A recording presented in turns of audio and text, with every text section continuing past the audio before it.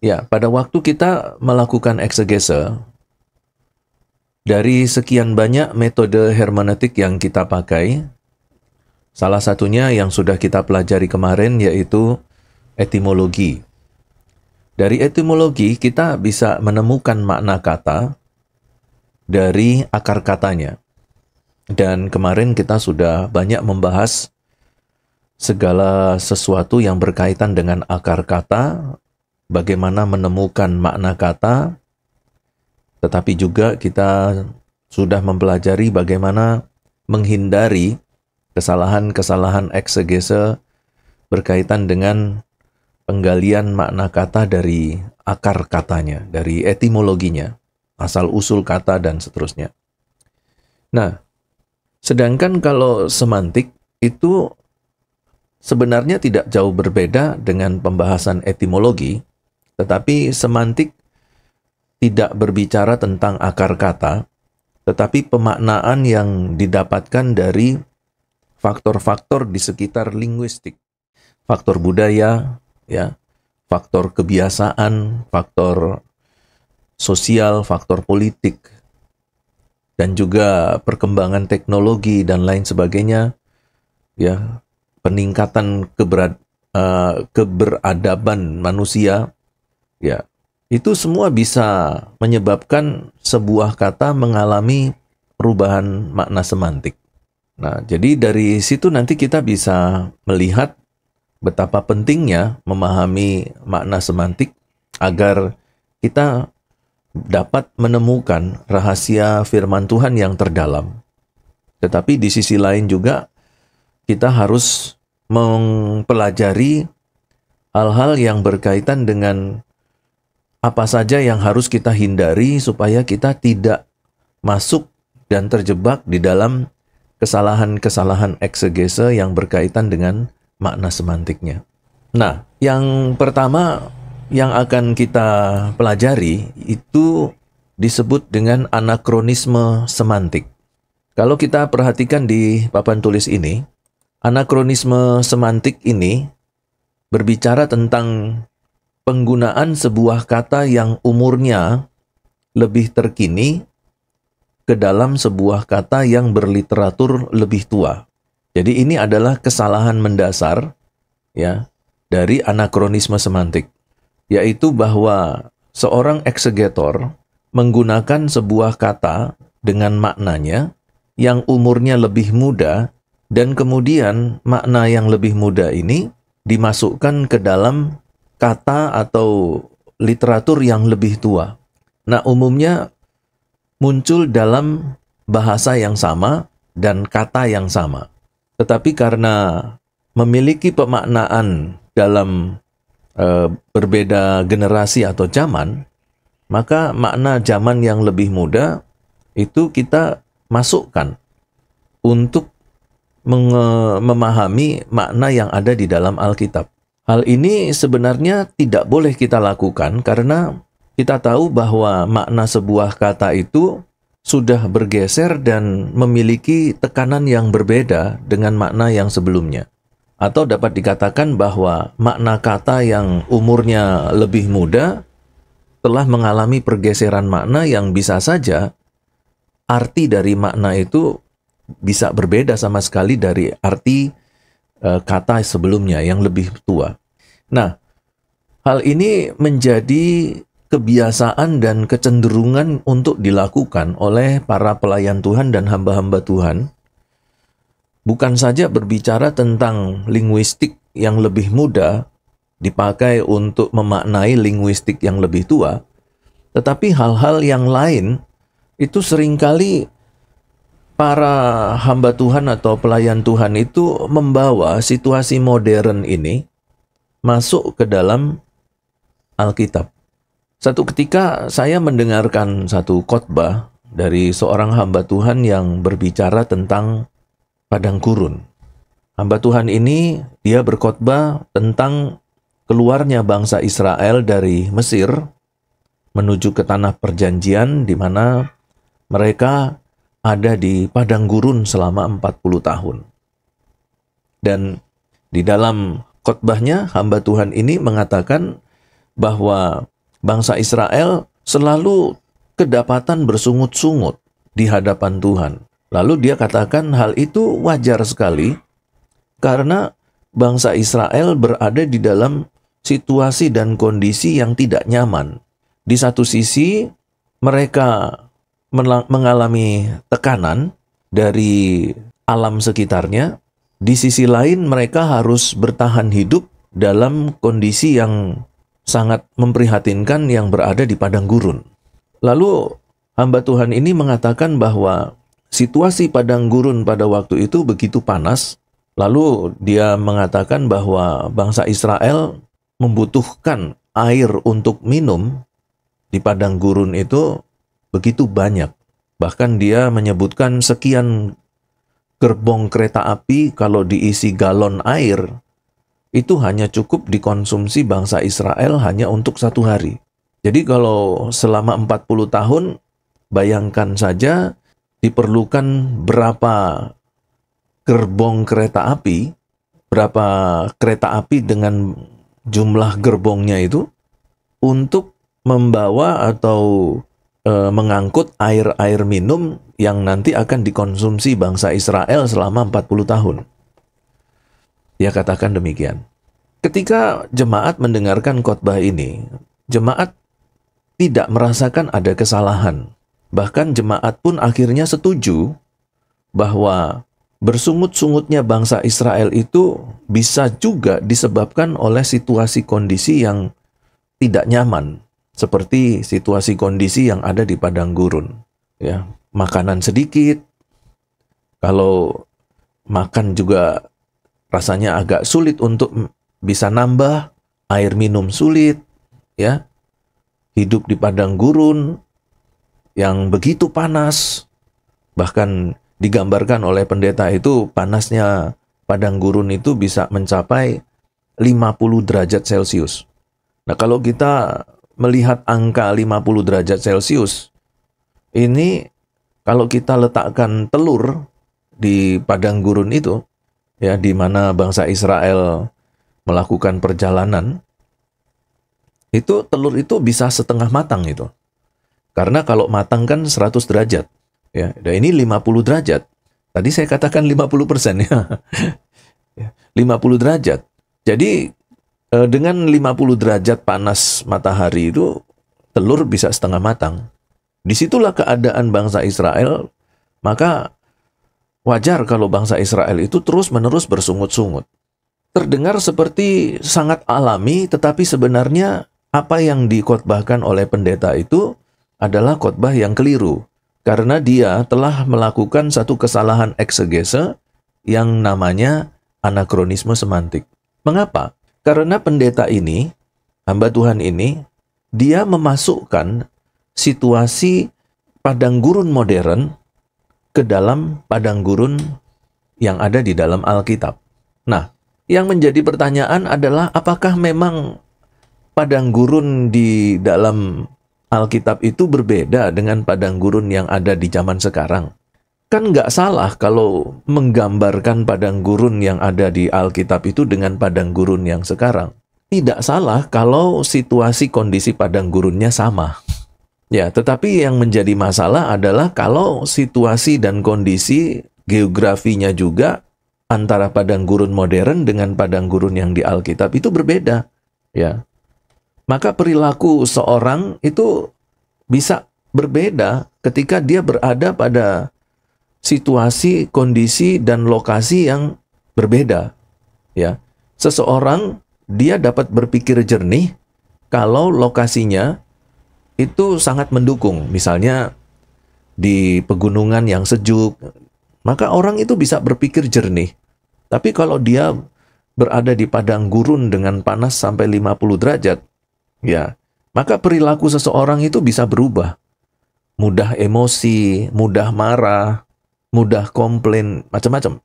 Nah, jadi sekarang kita akan coba lihat apakah padang gurun yang ada di zaman sekarang itu memang sama dengan padang gurun yang ada di dalam Alkitab. Memang padang gurun sekarang itu panas matahari di siang hari puncaknya itu bisa mencapai 50 derajat Celcius. Tetapi sekarang pertanyaannya, apakah padang gurun di zaman Musa mempunyai panas 50 derajat Celcius? Jawabannya tidak. Nah, saya pernah membaca satu artikel yang berbicara tentang atau yang membahas tentang pemanasan global, bahwa dalam kurun waktu 100 tahun, bumi itu mengalami peningkatan panas sebanyak 1 derajat Celcius. Itu dalam waktu 100 tahun. Jadi kalau 1000 tahun, panas bumi itu mengalami peningkatan 10 derajat Celcius.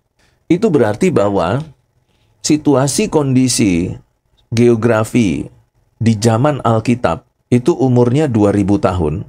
Dengan zaman sekarang yang tahun 2024 atau 2025, itu berarti bahwa ada selang waktu, ada selisih waktu 2000 tahun, dan kalau itu dikonversikan dengan derajat Celcius, maka ada selisih 20 derajat Celcius. Ini di zaman Tuhan Yesus. Kalau di zaman Musa, berarti harus mundur 1500 tahun lagi. Ya. Nah, jadi kalau kita mengkonvert tahun 2000 itu dengan derajat Celcius, maka selisihnya 20 derajat Celcius. Kalau kita convert zaman Musa 3500 tahun, berarti ada 35 derajat Celcius selisihnya. Jadi kalau di zaman sekarang, satu lokasi di bumi itu 50 derajat Celcius, maka di zaman Musa, di lokasi yang sama, itu hanya 15 derajat Celcius. Jadi kalau sekarang ini padang gurunnya di zaman modern itu 50 derajat, di zaman Tuhan Yesus itu 30 derajat. Di zaman Musa 15 derajat. Mari kita bayangkan suasana, situasi, keadaan geografi padang gurun dengan panas 15 derajat Celcius. Kalau kita pasang AC 16 derajat Celcius, waktu 1 jam, itu ruangan sudah sangat dingin. 16. Ini 15. Itu selisih konversi derajat Celcius yang dikaitkan dengan lamanya atau selisih tahun di zaman Musa dengan zaman sekarang. Lalu kemudian fakta yang berikutnya, bahwa ketika bangsa Israel berada di padang gurun, Tuhan Allah memberikan kenyamanan yang tidak tanggung-tanggung kepada bangsa Israel. Kenapa? Karena pada waktu siang, Tuhan Allah, dia memberikan tiang awan. Itu artinya bahwa ada awan yang menutupi matahari. Dan pada malam hari, Tuhan Allah memberikan tiang api untuk menghangatkan. Jadi, walaupun bangsa Israel dia berjalan dalam padang gurun selama 40 tahun, maka perjalanan itu bukan perjalanan yang menyiksa. Bukan perjalanan yang membuat emosi menggebu-gebu dan meletup-letup. Begitu nyaman. Panasnya tidak seperti panas padang gurun sekarang, ya, hanya 15 derajat Celcius. Kemudian siang hari masih ada awan, dan malam hari diberikan tiang api. Setiap hari diberi mana. Bangsa Israel bersungut-sungut, kenapa hanya mana? Kok tidak ada daging?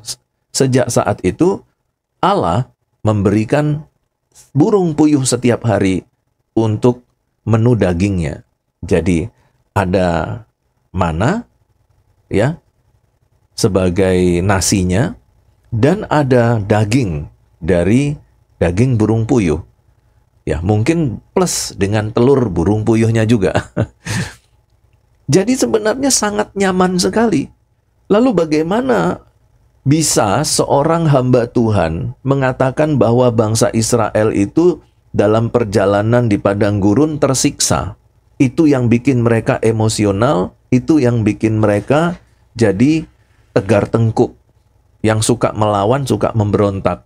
Lalu kemudian digambarkan situasi padang gurun itu seperti situasi padang gurun sekarang. Ya, ini namanya anakronisme geografi, bukan anakronisme semantik. Ini adalah kesalahan eksegese yang berkaitan dengan anakronisme geografi. Lalu kemudian kita juga seringkali ketika kita menganalisa firman Tuhan, kita selalu membawa-bawa situasi modern itu masuk ke dalam Alkitab. Misalnya, ketika kita membahas tentang perilaku tokoh-tokoh yang ada di dalam Alkitab, secara khusus yang ada di dalam sebuah perikop, maka kita menggambarkan tokoh-tokoh itu seperti manusia di zaman modern. Itu nggak boleh loh. Ya, situasi kondisi zamannya berbeda, maka perilaku psikologinya berbeda. Ya, kalau di zaman sekarang orang sulit marah, di zaman dulu mungkin orang lebih mudah marah. Di zaman sekarang orang bisa jauh lebih sabar, ya, karena fasilitas semua lengkap, apa yang dibutuhkan manusia ada, jadi lebih mudah untuk memiliki sikap sabar. Di zaman dulu, mungkin tidak semua orang bisa mempunyai sikap sabar. Lalu kemudian, ketika bicara tentang sabar, maka sabar dalam konteks dalam konteks modern, sabarnya orang modern, itu dimasukkan untuk menggambarkan keadaan psikologi zaman Alkitab. Ini nggak boleh. Ini namanya anakronisme psikologi. Jadi ada anakronisme geografi, ada anakronisme psikologi, ada anakronisme semantik. Kalau anakronisme semantik, maka sebuah kata dalam arti modern dimasukkan ke dalam kata yang ada di dalam Alkitab. Ya, padahal sebenarnya sudah berbeda itu. Sudah berbeda. Nah, nanti kita akan melihat beberapa contoh tentang anakronisme semantik ini. Nah, kemudian kesalahan mendasar, kita ulang ya, kesalahan mendasar dari anakronisme semantik itu adalah penggunaan sebuah kata yang umurnya lebih muda dimasukkan ke dalam kata yang berliteratur lebih tua. Dan ini bukan persoalan zaman modern ke dalam zaman Alkitab. Tapi bisa saja di zaman bapak-bapak gereja, pemahaman di zaman bapak-bapak gereja dimasukkan ke dalam zamannya Tuhan Yesus. Itu juga termasuk kesalahan eksegese. Karena antara zaman Tuhan Yesus Kristus dengan zaman bapak-bapak gereja, sebuah kata Yunani itu bisa saja mengalami perubahan makna. Nah, untuk perubahan makna yang seperti ini, maka tidak boleh kemudian bahasa Yunani di zaman bapak-bapak gereja, pengertiannya itu diambil lalu dipakaikan untuk bahasa Yunani di zaman Tuhan Yesus. Itu juga nggak boleh. Jadi intinya adalah bahwa kalau kita membahas bahasa Yunani di zaman Tuhan Yesus, ya harus memakai pengertian bahasa Yunani di zaman Tuhan Yesus. Tidak boleh mengambil pengertian di zaman bapak-bapak gereja, apalagi ambil pengertian di zaman modern. Sekalipun diterjemahkan dengan kata yang sama, tetapi maknanya itu bisa berbeda. Ya, maknanya itu bisa berbeda. Saya kasih contoh mudah saja. Terkadang itu kita mengasosiasikan semua yang ada di dalam Alkitab itu dengan zaman kita sekarang. Itu nggak boleh ya. Nah, ini kasih contoh aja dari Matius. Kita baca di Matius pasal yang kelima, mulai ayat yang ke-27 ya. Matius pasal yang kelima, ayat yang ke-27. Di sini firman Tuhan mengatakan, kamu telah mendengar firman, jangan berzina. Kemudian ayat yang ke-28, tetapi aku berkata kepadamu, setiap orang yang memandang perempuan, serta menginginkannya, sudah berzina dengan dia di dalam hatinya. Ya, oke. Di ayat yang ke-28 ada kata setiap orang. Nah, orang ini adalah orang laki-laki. Jadi ego delego humin hoti pas ho blepon gunaika. Gunaika itu seorang wanita, ya. Blepo melihat. Pas itu segala sesuatu bisa saja disebutkan setiap orang. Nah, setiap orang kalau melihat wanita lalu mempunyai rasa ingin, ya, dalam pengertian seks, itu tidak mungkin perempuan, ya. Berarti yang dimaksudkan laki-laki. Jadi setiap laki-laki yang memandang perempuan serta menginginkannya sudah berzina dengan dia di dalam hatinya. Seringkali yang kita pikirkan di otak kita itu hal yang sama seperti kita seorang laki-laki melihat wanita di zaman kita.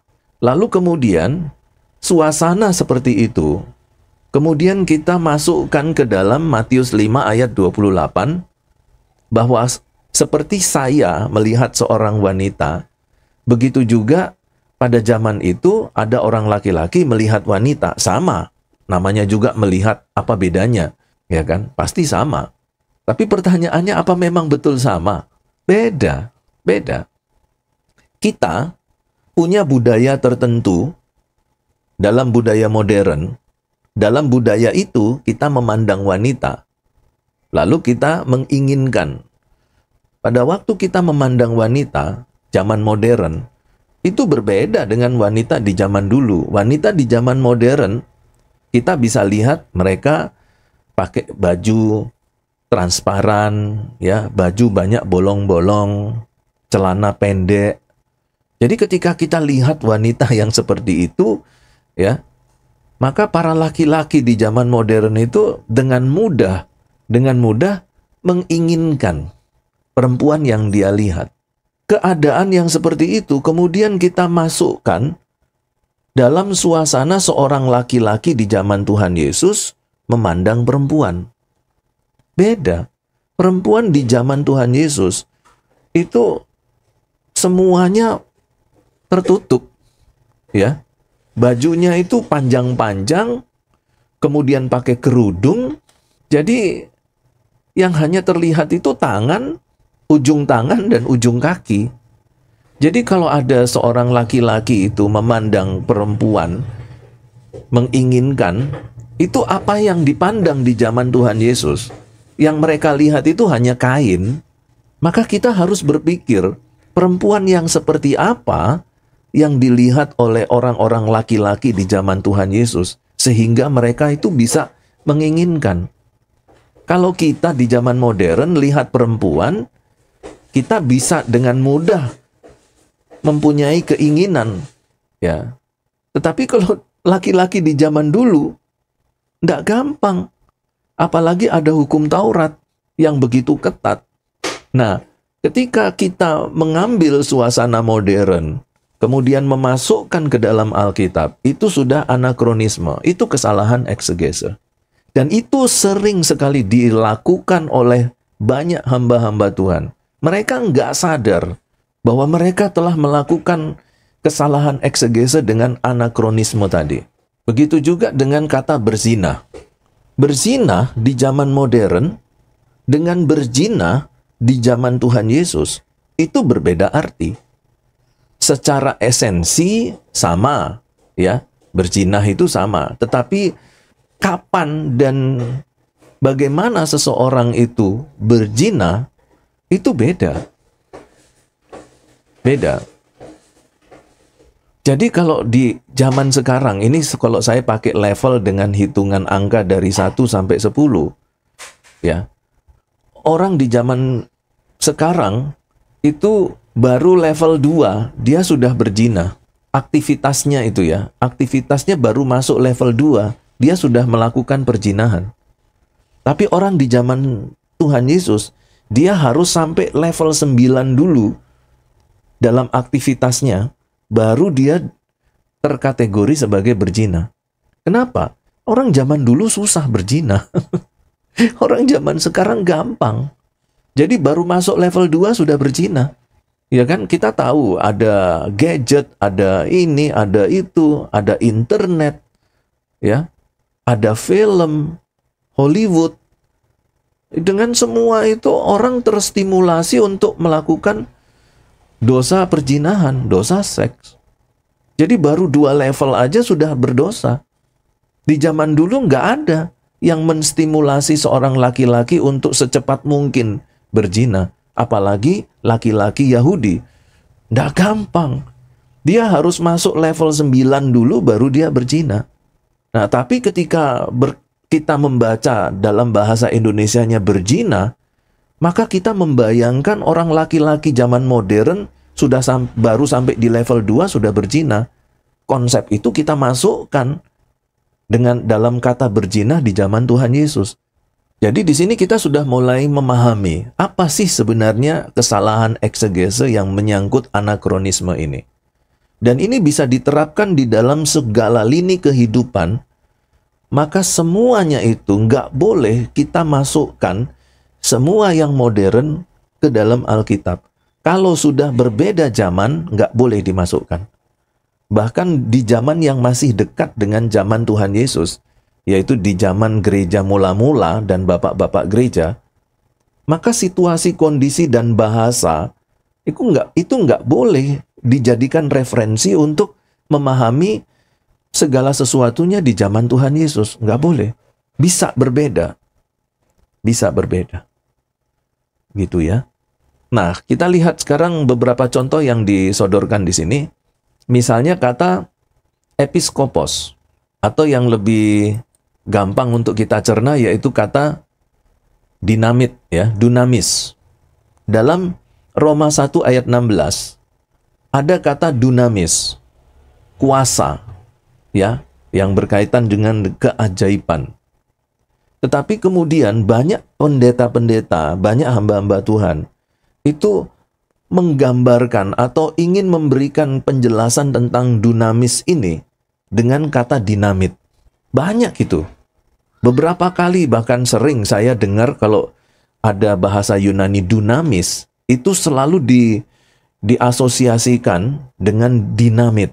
Saudara-saudara, di dalam Roma 1 ayat 16, di situ dikatakan ada kuasa, dalam bahasa Yunaninya dunamis. Kalau saudara ingin mengerti gambaran tentang kuasa ini, sebenarnya tidak usah sulit-sulit, saudara. Perhatikan kalimatnya, dunamis. Maka kita bisa asosiasikan itu dengan dinamit. Saudara perhatikan dinamit, memiliki kekuatan untuk meledakkan sesuatu yang keras, menghancurkan sesuatu. Kekuatan yang dahsyat. Begitulah dunamis tuteu. Ya. Kuasa Allah itu seperti kekuatan dinamit yang mampu menghancurkan sesuatu yang keras. Oh, seolah-olah, wih, iya ya, hebat ya, kok bisa ya mengkait-kaitkan antara dunamis dengan dinamit. Padahal cara yang dipakai itu salah, nggak boleh. Ya, nah kalau kita perhatikan di sini ada tabel berkaitan dengan perbedaan antara dunamis dan dinamit. Arti sebenarnya dari dunamis yaitu apakah Paulus memikirkan dinamit ketika Paulus menggunakan kata dunamis? Jawabannya tidak. Ya, Paulus tidak pernah mengkonsepkan kata dunamis itu dengan dinamit, nggak pernah. Lalu kuasa Allah itu diidentifikasi sebagai kuasa yang membangkitkan Yesus dari antara orang mati. Membangkitkan itu membangun. Tetapi kalau kita lihat dinamit, kuasanya itu adalah meledakkan, meruntuhkan. Jadi kekuatan dinamit itu adalah kekuatan yang menghancurkan, bukan membangun. Sedangkan dunamis itu kekuatan yang membangun. Beda. Ada power untuk membangun, ada power untuk menghancurkan. Bagaimana power yang menghancurkan itu dipakai untuk menjelaskan power yang membangun? Ya, nggak nyambung. Ini anakronisme.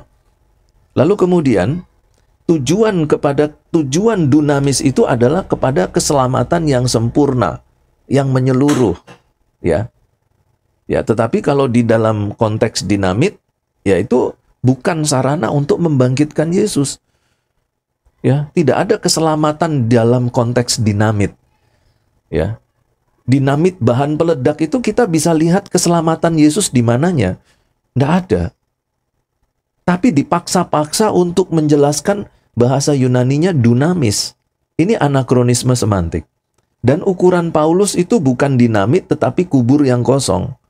Nah, sedangkan dinamit di dalam konteks modern, ya dinamit itu ya untuk meledakkan sesuatu, menghancurkan sesuatu. Tidak ada kaitannya dengan kubur kosong. Nah, dalam keadaan seperti ini, orang itu, hamba-hamba Tuhan kadang-kadang tidak tahu apakah dia tutup mata, ataukah dia karena tidak tahu, dia anggap hanya mengambil secuplik pengertian powernya, lalu dari pengertian power ini dia masukkan dalam pengertian dunamis dalam bahasa Yunani. Apapun alasan mereka melakukan itu, ya menurut para teolog hermeneutika, yang mereka lakukan itu adalah kesalahan eksegese. Itu yang disebut dengan anakronisme semantik. Begitu. Sampai di sini, ada pertanyaan?